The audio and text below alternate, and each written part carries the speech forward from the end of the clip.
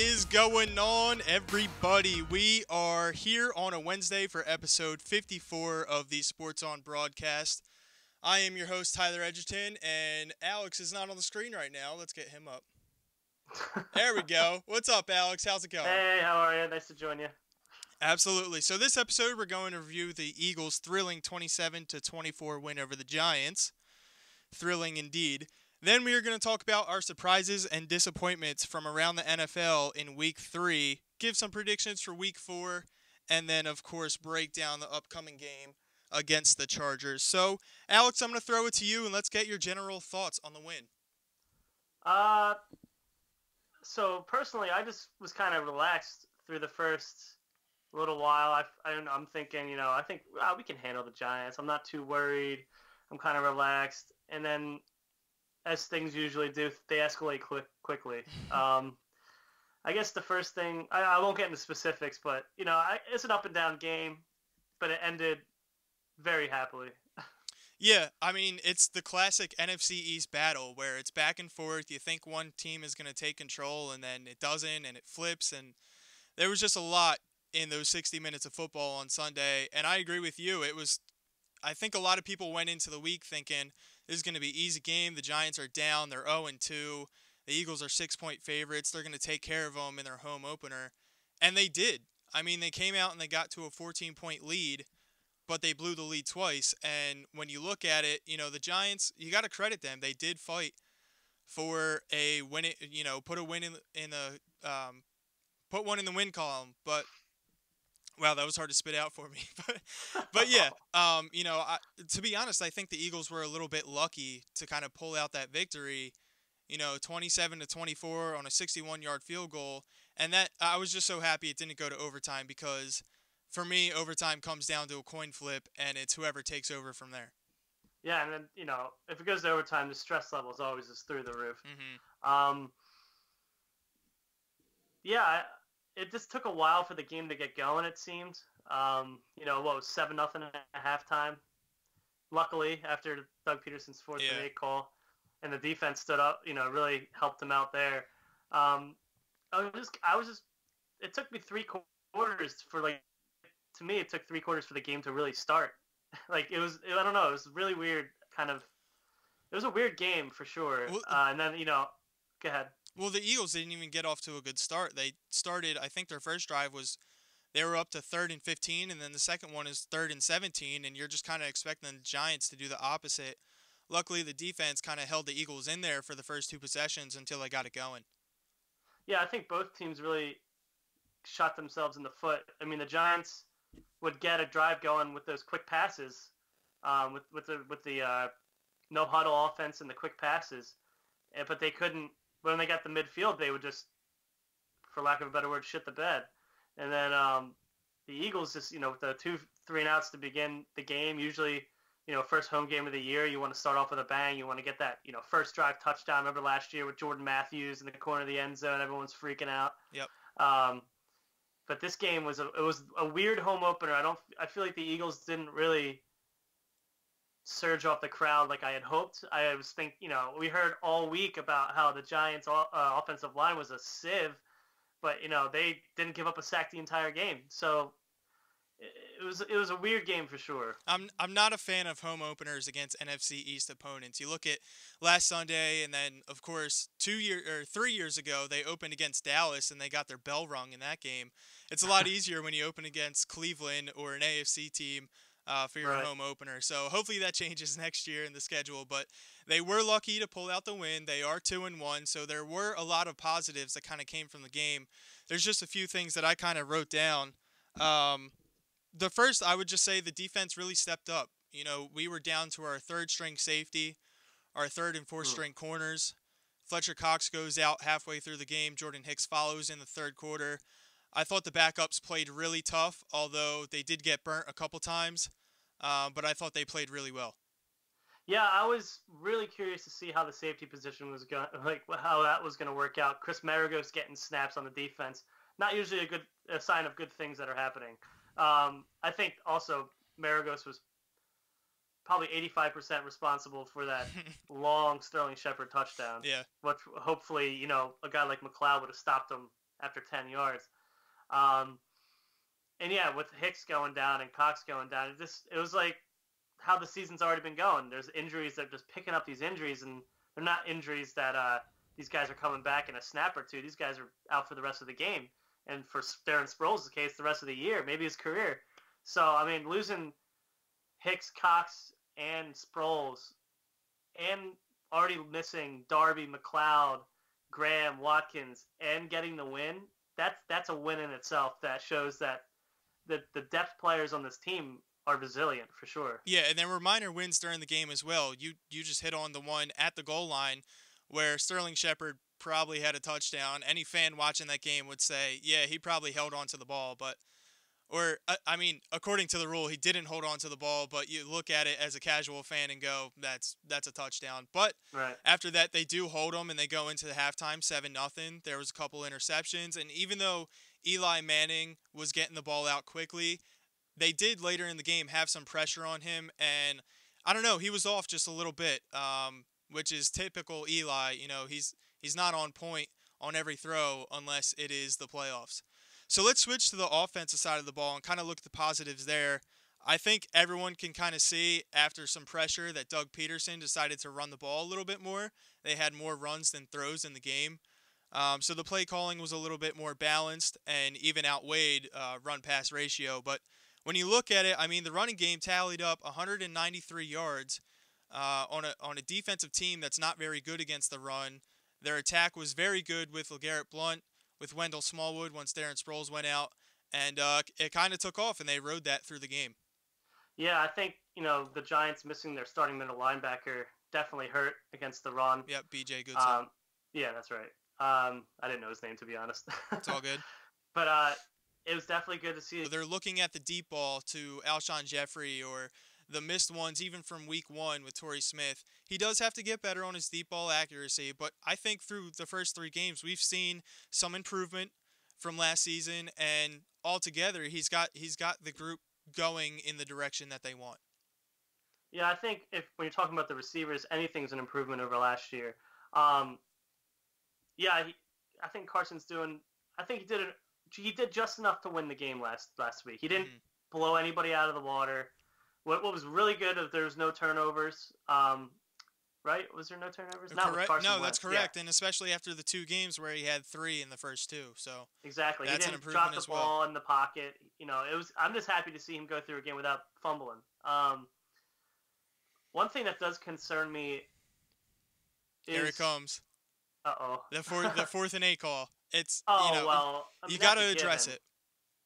I wasn't going to even talk about that, but I will if you want me to. Yeah, absolutely. I mean, the one thing as far as the kind of the game plan that kind of concerned me is the 4th and 8 call. Luckily the Giants didn't score off it going in the half, but right. I don't know if you can excuse the head coach for calls like that when you're at midfield. I understand he wants to be more aggressive. He's an aggressive coach in general. I thought it was the right call when it was in the first quarter of their 4th and 1 going into right. Giants territory, but 4th and 8 is a whole nother ball game, and it switches the field. Even if you don't score on a drive, the main objective of the offense is to pin the other offense back and make them drive the entire field, and that's not what happened when you go for 4th and 8. Yeah, I mean, I was bewildered. I was thinking maybe they'll try to get them offside, or maybe they'll just blow a timeout and punt the ball. And when they hiked it, I was like, what the heck? The thing I hate most about 4th and 8 is that on 4th and 8, it has to be a pass play.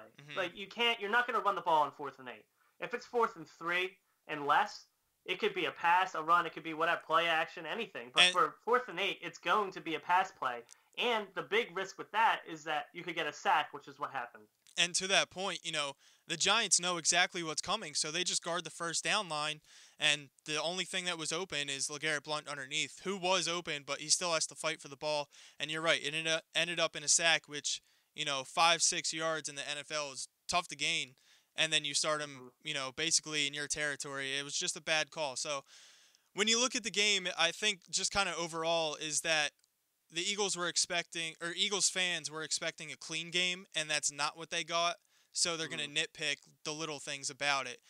For every good play call that Doug Peterson has or good decision he has, like kicking the 61-yard field goal instead of just throwing a Hail Mary to go to overtime, there's also the 4th and 8 call, and I think, the biggest thing for Eagles fans is that they just want to look at a game and go, that was a clean sweep, and we didn't get it once again. So the other thing I saw that needs to improve, at one point in the fourth quarter, the Eagles wide receivers combined for 7 receptions and 67 yards.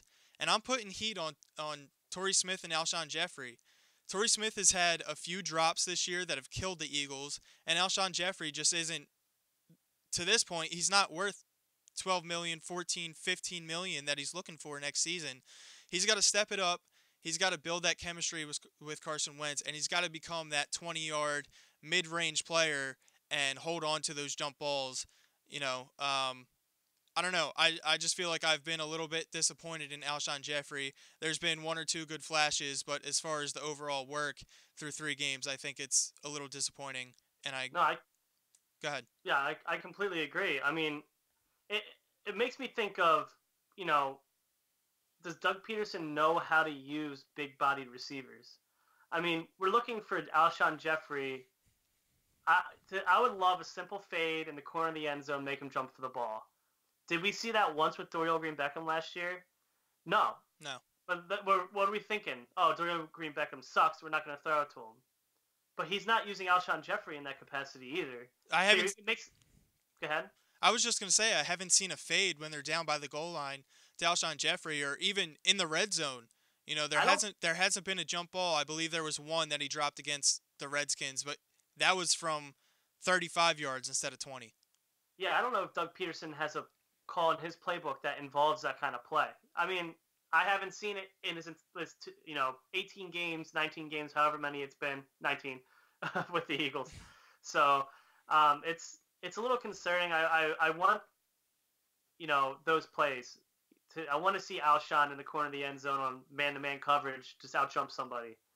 But we just haven't seen that, and we didn't see it with Dorial Green-Beckham last year either. So, I think Carson Wentz and Alshon Jeffrey it's not hoping anymore. They need to find that chemistry where he can pull in 7 receptions a game for 120 yards. And if they do find that chemistry, this team is going to go a long way.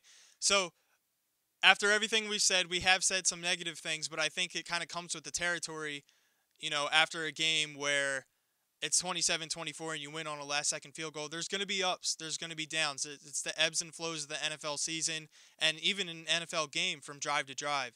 So overall, they are 2-1, and just to kind of wrap up this game in general, let's look at our favorite call of the game, and we'll start with this.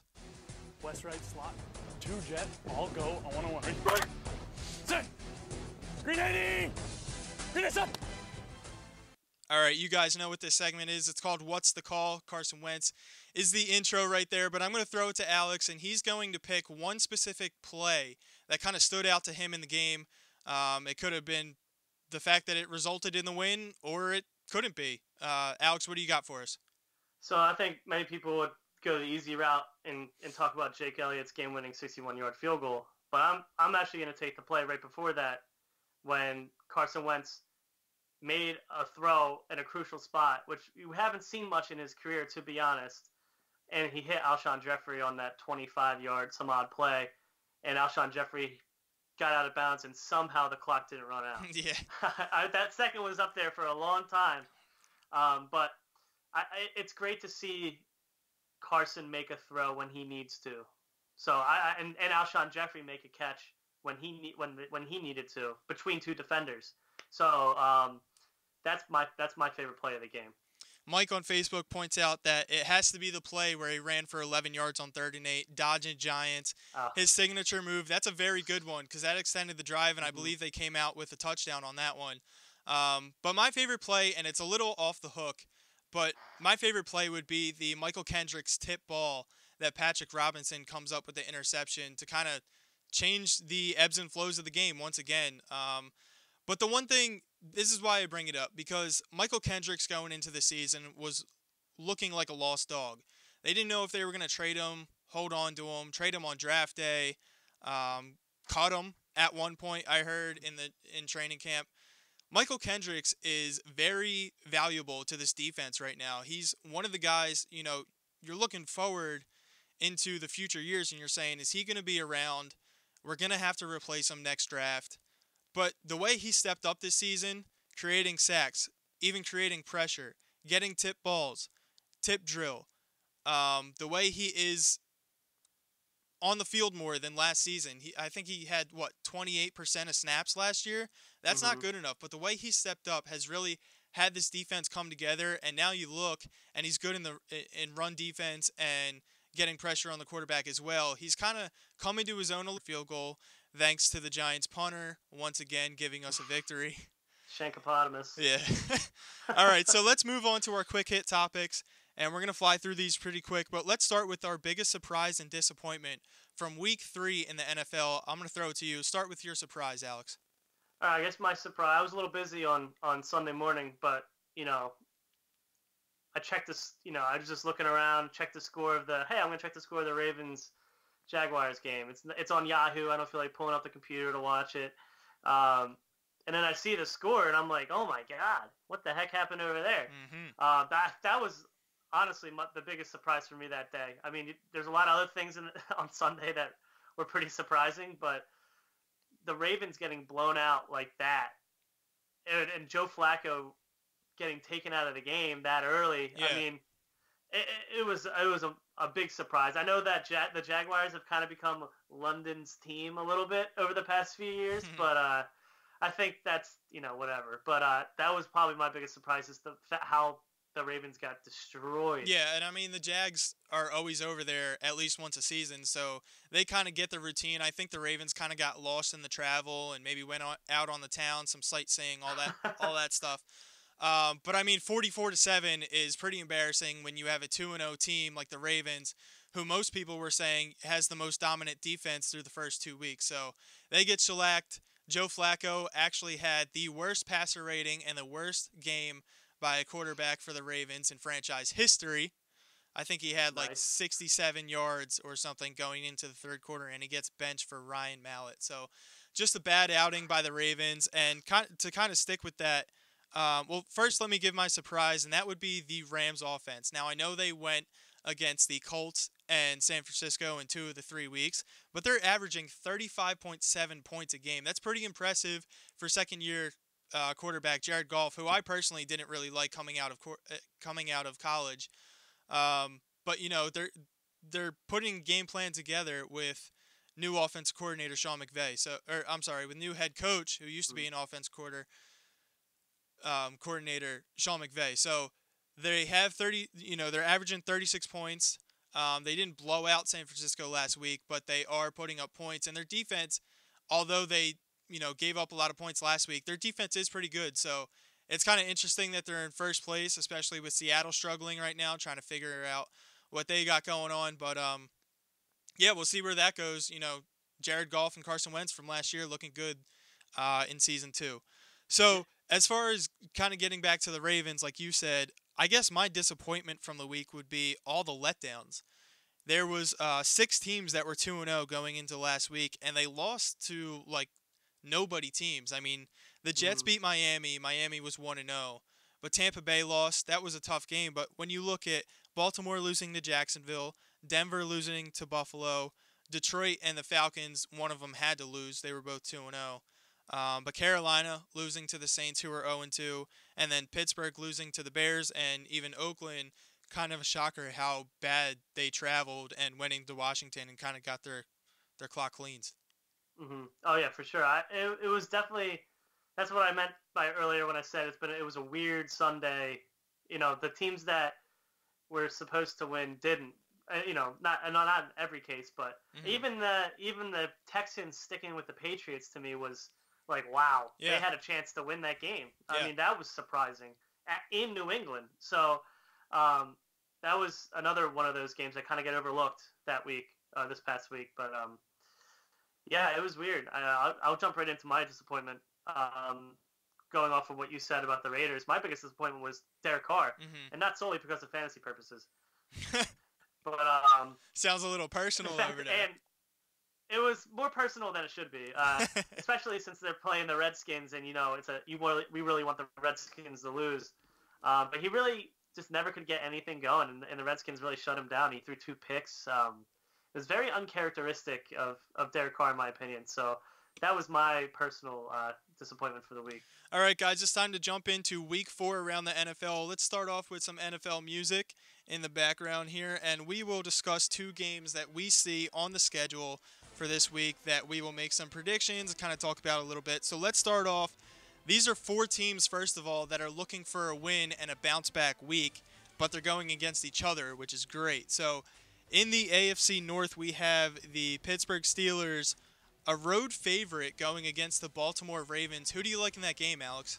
I'm going to have to go with the Steelers here. I mean, I think they lost in overtime. They didn't get blown out like the Ravens did. I know the Ravens are at home are going to really be charged up to get back and really show what they're made of, especially to a division opponent. But I feel like the Steelers always kind of find ways to win these kind of games. Every time you think the Steelers are slumping in a season, they seem to turn it around. I know it's a little early, but I don't see them losing this game. Games they need to win, they seem to win. So we'll see. Except for last week. Well, yeah, but I don't. Yeah. Everyone has a letdown game. They had it last year against the Eagles in Week 3 as well. So, true, yeah, I agree with you. I think the Steelers are still the strongest team in the AFC North. And when you look back at the game last week, I think there was a little bit more that went into the game. I think Jacksonville kind of exposed the Ravens' defense and how to attack them last week. And then just on the other side of the ball, how are you supposed to keep up with Martavius Bryant, Antonio Brown, Le'Veon Bell, even Jesse James is coming on a little bit, and then of course you have Ben Roethlisberger. I just feel like the Ravens' offense can't really hang with what the Steelers are going to throw at them this week. Let's move on to game number 2, and we have the Oakland Raiders and the Denver Broncos out in the AFC West fighting for the number 1 spot in the division early. Of course, it's week 4 already, but a lot of football left to be played, but this is a huge matchup. I love watching these 2 teams kind of clash twice a year. So let's start off. It's the Oakland Raiders and the Denver Broncos. Who do you got in this? I'm actually going to go with the Denver Broncos here. I think playing in Mile High, it's kind of a different animal than it is playing in other venues, just because of strictly the elevation. And I think with Derek Carr facing the Redskins defense and then going to face the Broncos defense, who have a great defense. We all know that. Maybe it didn't show this past week, but I think maybe the Redskins found something to attack on the Raiders' offense that maybe the Broncos will also do. I think the Broncos are going to win. See, this is why I like bringing you on, because we're on the same wavelength. I look at both these teams and I like going with the more consistent team on a week-to-week basis, and they did lose to the Buffalo Bills, but it was close, and I think it kind of came down to the last couple minutes in the fourth quarter. And, of course, the Broncos lost. But, Trevor Siemian, to me, is playing a lot better than I expected him to, especially as a 7th-round pick. He doesn't turn the ball over. He's not Peyton Manning. No one can beat Peyton Manning other than, like, Tom Brady and the elites. But when you look at Trevor Siemian, he knows exactly what he needs to do. The defense is very good. They create pressure, create turnovers, and then he spreads the ball around. And C.J. Anderson gets in on the mix as well, but, they spread the ball around. Jamal Charles had a big week last week in the passing game. So, Trevor Siemian just, I don't know, he's a smart quarterback, and I've not expected what I've seen out of him. He's done a really good job, so I'm going to go with the Broncos as well. Now it's time to jump into the Eagles and the Chargers coming up on week 4. So let's start with kind of a breakdown. They play Sunday at 4 o'clock. The Eagles, after 3 really tough games, have to travel out to the West Coast, and we'll see how they handle that. But as far as the key injuries for this game, it's going to be really important, if you're an Eagles fan, to monitor this going forward all the way up until kickoff at 4 o'clock. The key injuries for the Eagles would be that Rodney McLeod is still out with that hamstring injury as for now. He did practice today, and he's hoping to suit up this week, so hopefully he gets back on the field. If not, it could be trouble once again.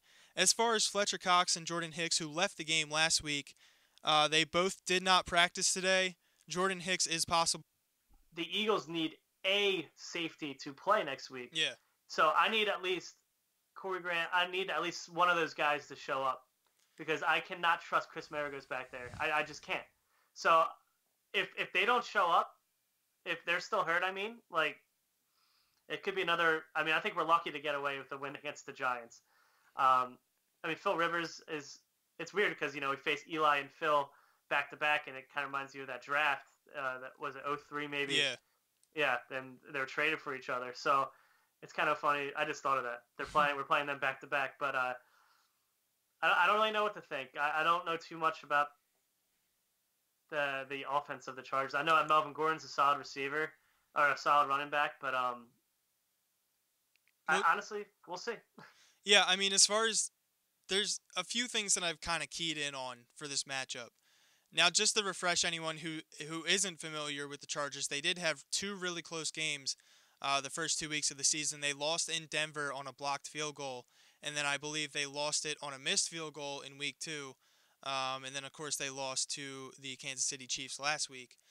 But as far as this game goes, I'm looking at two things, and it's more on the Eagles side than the Chargers side. I think the first thing is that everyone was excited to see the running game kind of get going last week. But when you look deeper into the stats, and I'm a big stats fan, I use it a lot to make predictions and look at the matchups. The Giants going into the game last week were ranked 28th against the run as a defense through the first 2 weeks, and now they might even be dead last because they gave up 193 yards against the Eagles.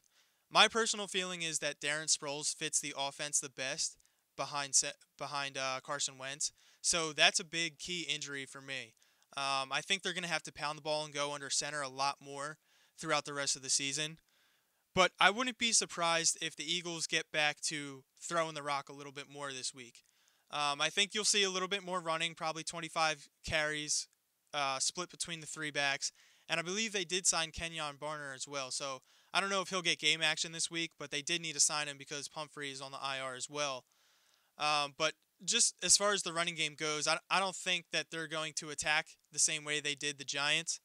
And then, of course, yeah, it's going to be huge. If Chris Maragos is back there, and, of course, Darby won't be out, but, if Rasul Douglas is out there and Chris Maragos is out there, I think it's really key if Rodney McLeod can't see the field along with Jordan Hicks. And then, of course, you have Fletcher Cox in the middle. But when you look at the LA Chargers offense, I'm glad I didn't say San Diego. When you look at their offense, Melvin Gordon is one of those guys that can receive. He can pound it up the middle. He can stretch. And then, of course, you have Phillip Rivers, who's a true gunslinger. He doesn't mind pushing the ball down the field. He's got Keenan Allen, Travis Benjamin, and even Antonio Gates in the red zone. You got to watch after. He's the ageless wonder. I just feel like if there are injuries on the Eagles' side of the ball, this could be a real letdown game for the Eagles. And I guess our stat of the week would be that the Philadelphia Eagles have not gone on the road and beat the Chargers since October 6, 1974. I believe there's only like 5 games in there where they've traveled out there, but still, that's decades of not beating the Chargers out there. Hopefully that changes because they play in a soccer stadium that they can't even fill worth 22,000. So the crowd shouldn't be a factor. The Eagles need to get back, have Alshon Jeffrey included in the run. They need to get under center. And I think if they go up early in the game, they need to continue to apply pressure, unlike they did against the Giants, where they built a 14-point lead and said, all right, let's keep running the ball. Yeah. I think another person to look out for is Joey Bosa for the Chargers. See how Jason Peters and Lane Johnson handle him, because he looks like a stud in the making. So I'm curious to see what they really have on defense. I think the first couple drives could be telling for both teams. I think they're going to play each other out a little bit and see how each are going to do. You mentioned the stadium. I mean, we can get into why LA has 2 teams at a different time, but I forget who they were playing, but so I'm just going to say expect a lot of Eagles fans to be really showing. Yeah, I think they'll travel well this week. Yeah, I think there's going to be a lot of Eagles fans. It could even be 50-50. Who knows? I mean, it's only 11,000 to be 50-50, so As far as final prediction, what do you got for this game? I'm putting you on the spot. I love to do it. You are putting me on the spot. Yeah. All right, you're taking too long. I'm going to go first. All right, go ahead. So I don't know. This game scares me.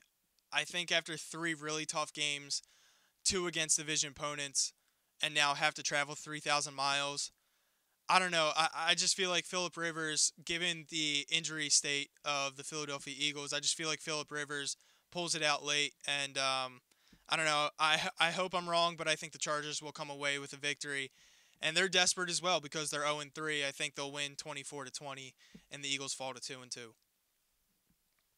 I'm just gonna go with it, and I'm gonna say the Eagles are gonna win 27-16. Beautiful. I like it. All right, guys. Thank you for joining us this week. We will be back next Wednesday at 8 o'clock. Don't forget, you can always find us at mysportingedge.com and on social media for the latest articles, news, and updates. Of course, we put out a prediction article. There's about 6 or 7 that join in, and we put out some predictions and analysis for the upcoming game on Sunday morning. So make sure you check that out at mysportingedge.com. If you ever miss a show, you can find